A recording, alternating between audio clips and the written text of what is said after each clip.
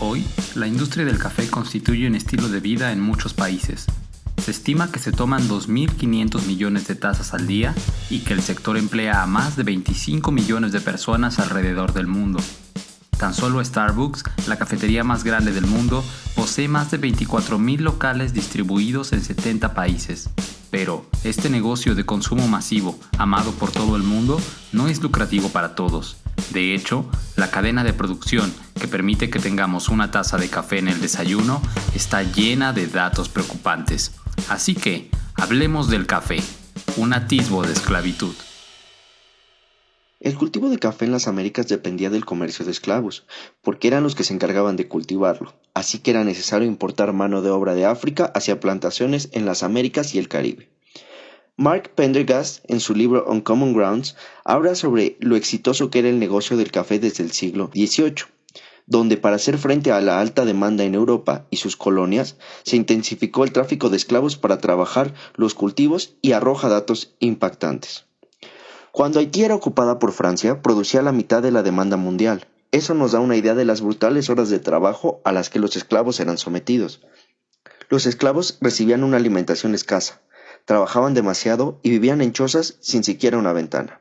En Indonesia, los terratenientes neerlandeses obligaban a los nativos a cosechar el café por pagas tan miserables que aldeas enteras murieron de hambre.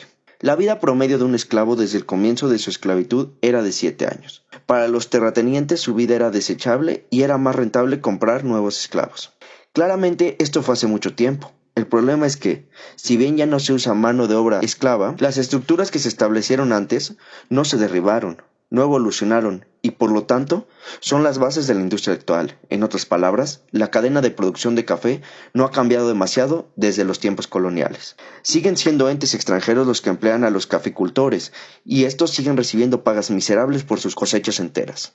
La Organización Internacional del Café reconoció en un comunicado: los niveles actuales de precios del mercado no permiten a los caficultores, en la mayoría de los países, cubrir sus costos de producción, comprometiendo su sostenibilidad económica.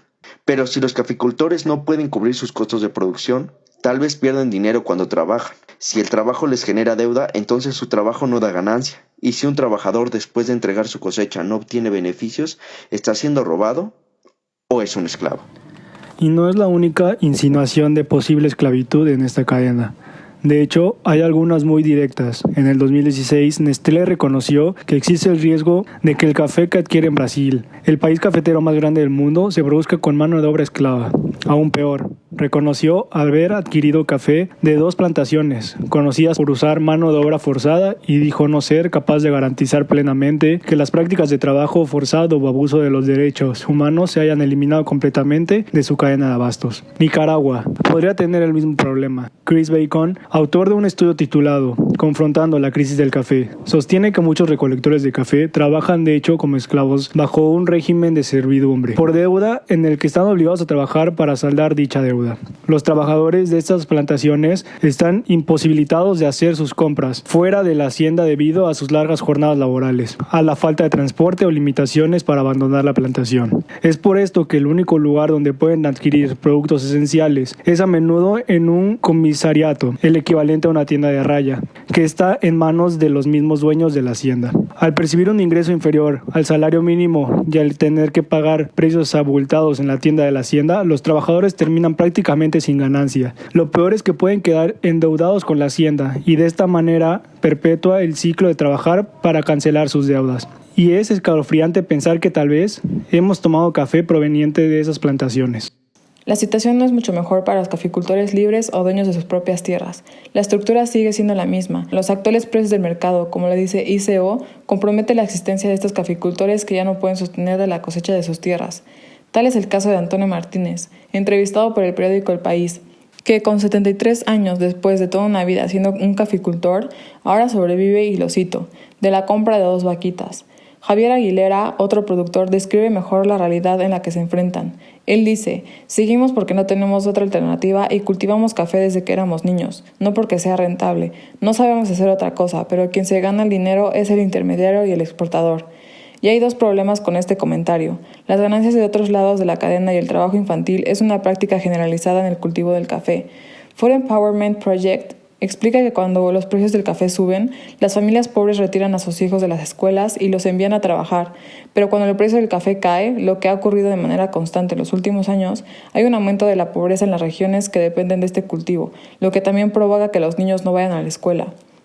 Un reportaje de The Guardian sostiene que en las regiones cafeteras brasileñas las tasas de trabajo infantil fueron un 37% superior al promedio, mientras que las de escolaridad fueron un 3% inferior. Pero eso no es todo. Esos niños, según la Organización Internacional Laboral, trabajan de 8 a 10 horas al día y están expuestos a niveles peligrosos de radiación solar y contacto con agroquímicos. En Honduras, durante la temporada de cosecha, la ILO sostiene que el 40% de los recolectores son niños. El otro punto que Javier toca es importante también. ¿Qué pasa con los otros lados de la cadena? ¿Qué hay de las personas que compran la cosecha y se encargan de que tengamos café en el desayuno? Ellos siguen actuando como colonizadores. En el 2018, productores de Colombia y Brasil se unieron para suplicar que se hiciera algo con los bajos precios que se pagan por la cosecha. La ICO argumenta que los bajos precios de la cosecha se deben a la brutal crisis de café que azota a la industria desde hace ya muchos años, y parecen no encontrar una solución a la alta oferta y poca demanda que argumentan atraviesa el mercado. Pero, como los productores argumentan, pareciera que hay factores externos que actúan para beneficiar a las partes altas de la cadena, o al menos esos sectores no están haciendo nada por solucionarlo, y hasta se están beneficiando, como era el caso de Starbucks, que vendía a sus clientes los cafés etíopes a un costo de alta calidad y selección. Tal vez algunas veces han consumido esta selección, y si lo hiciste, seguro pagaste muy bien por ese tipo de grano. Pero hasta el 2007 ni el país de origen ni mucho menos los campesinos que cultivaban las matas de café recibían un solo peso del beneficio de la excelente calidad de sus productos. La Asociación Nacional del Café afirma que, en 1976, un productor tenía que vender alrededor de 56 sacos de café para comprar una camioneta Toyota. En 2017, haciendo los mismos cálculos, un caficultor tendría que vender al menos 1.400 sacos por el mismo monto para pagar la misma camioneta. Según El País, en Colombia, 96% de los caficultores son pequeños productores y venden su cosecha a pérdida. A estas alturas, ya es un hecho que prácticamente todos los mercados caficultores operan en pérdidas, pero África es el que peor la está pasando. La mayoría de la población africana trabaja en el sector agrario, y ahí el café es una materia prima agrícola básica. De ahí que los bajos precios que reciben representen una de las causas más importantes de la extrema pobreza en la región. Aún así, los precios pagados a los caficultores del continente africano son los más bajos a nivel global. Eso no tiene ningún sentido. La gran industria de las cafeterías está haciendo mucho dinero, mientras tanto el productor se puede morir de hambre. Un reportaje del Economista deja ver que las multinacionales del café pagan ahora hasta 60% menos por libra de café en términos reales que en 1983. Y nada apunta a que esto vaya a cambiar en los próximos años. El café certificado y el comercio justo está lejos de acabar el problema. Podría estarlo empeorando. El Economista dice que el mal llamado café certificado o el de comercio justo, entre otros, tiene un precio por libra para el caficultor 50% inferior al que le pagaban en 1983, cuando no había certificación. Ese café no es ni justo, ni ético, ni sostenible, perpetúa la pobreza de los productores y engaña a los consumidores de los países desarrollados. Hay trabajadores en plantaciones certificadas Fair Trade cuyos salarios son de $1 por día. La desnutrición infantil en algunas plantaciones de café certificadas han llegado a niveles de entre 70 y 90%. Esto hace pensar en una posible complicidad entre la Organización Internacional del Café, certificadoras y transnacionales. En Brasil, en el 2019, se encontró trabajo esclavo en las plantaciones donde Starbucks compra café, pero estas plantaciones han sido certificadas según los estándares de Café Practice de Starbucks, que según dice, tiene por objetivo café ético al 99%. Sí, no 100, 99%. Y es que en las normas Café Practices no tienen precio mínimo garantizado. Si bien los estándares de comercio justo requieren que los pequeños agricultores organizados en corporativas cultiven café, no existe tal requisito para las prácticas de café.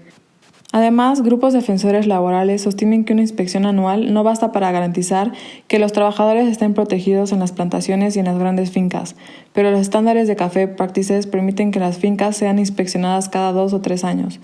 Con ese dato se entiende, pero no se tolera, que Starbucks no haya detectado esclavitud en sus plantaciones certificadas, sino el gobierno brasileño, y es que su certificado es débil en práctica y en teoría. No hay muchos lugares en donde los caficultores se pueden refugiar, sus organizaciones les fallaron y también sus compañeros que no actúan como socios sino como colonizadores. Así que no hay muchas cosas que puedan hacer. Feliz Pozo, un técnico de Nicaragua, sostiene: el pequeño productor que sigue lo hace porque no le queda otra, no porque sea rentable.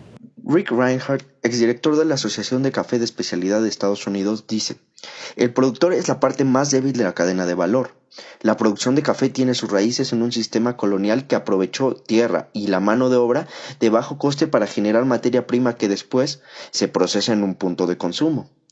Tal vez no quiere decirlo directamente, pero ese punto de consumo, en otras palabras, son cafeterías. La investigación del país sugiere que para las pequeñas fincas de familias centroamericanas, colombianas o mexicanas que tienen en el café su medio de vida, sean rentables con los ingresos derivados de la venta del grano.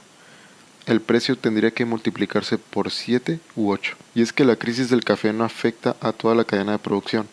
Cuesta trabajo creer que los bajos precios del grano se deben a una baja demanda. En especial, si al mismo tiempo, en medio de la crisis y la baja demanda, Starbucks crece al ritmo de 2 cafeterías por día y pasa de registrar ganancias por $4.240 millones el primer trimestre del 2014 a $6.600 millones en el primer trimestre del 2019. Nadie ve una baja demanda cafetera más que los transnacionales a la hora de comprar a los caficultores. Nosotros no hemos pagado menos por el café que consumimos y las cafeterías no se han visto obligadas a bajar los precios de sus menús, ni siquiera anclarlos. Si solo una parte de la cadena sufre el problema, entonces tal vez no es una crisis y solo se trata de un grupo de explotadores. Los caficultores no pueden hacer nada porque no tienen a quién más vender, a menos que nosotros mismos nos saltemos intermediarios y vayamos por nuestro café con los productores. Está bien ir a la cafetería a charlar con amigos o a pasar un buen rato. Y está bien amar los frappuccinos de Starbucks. Está bien, es fácil amarlos, sobre todo si se ocultan los detalles de la cadena de producción. Y de vez en cuando, también está bien comprar el café que tomaremos en casa directamente con los caficultores. Siempre pueden buscar a los caficultores de su región y asegurarse de tener en casa una taza de café 100% ética, no 99, 100%. Tomar un buen café también es revolucionario. Apoyemos a los caficultores y protestemos contra los atisbos coloniales aún presentes en Latinoamérica.